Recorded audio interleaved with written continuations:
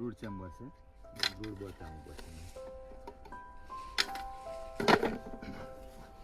આ એક મધપેટી છે, એમાંથી આપણે 2 થી 3 બનાવવાની છે.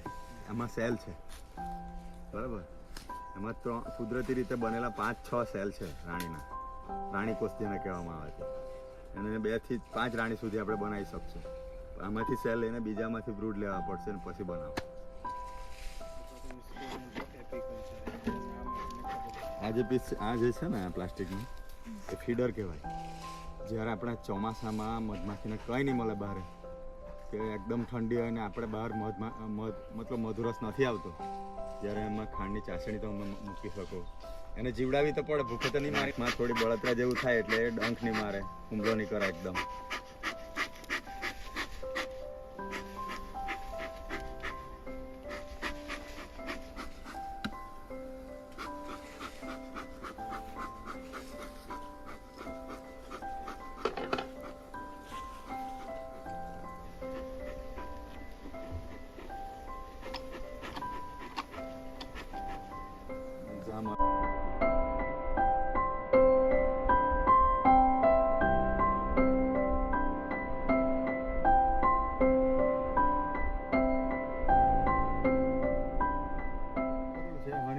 અચ્છા.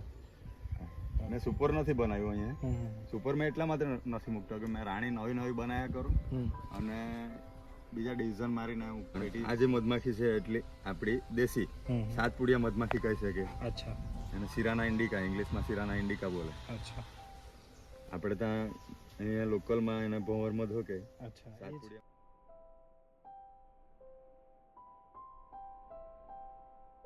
આ જે કવર થઈ ગયું ને, એ વર્કર માખી જે ખરી ને, એનો સેલ 22મા દિવસે એ બચ્ચું બહાર આવશે. અચ્છા. અંદર છે. હા, રાણી 16મા દિવસે બહાર આવે, નર 20 દિવસે બહાર આવે. આ નરના સેલ છે. અચ્છા. આ વર્કરના સેલ છે. ને પેલો જે બતાવ્યો તે રાણીનો સેલ છે. મોટો. હા, મોટો. એનો ડંખ નહીં આવે, બરાબર. કરડી નહીં શકે, એનો ડંખ આવે જ નહીં. આ વર્કર બીજ બધી આ દેખાય છે. હવે આ બનેલા છે રાણી કોષ છે. આમાંથી નવી રાણી બનશે. એ એટલા માટે બનાવે છે અહીંયા કે હવે અહીંયા 7-7, 8-8 ફ્રેમ પર 2 રાણી કોષ છે આમાં. આ એક અને આ એક. આ બધા નરના સેલ છે. અને નાના દેખાય ને એ આ જે બધી વર્કર માખી છે ને એના સેલ છે.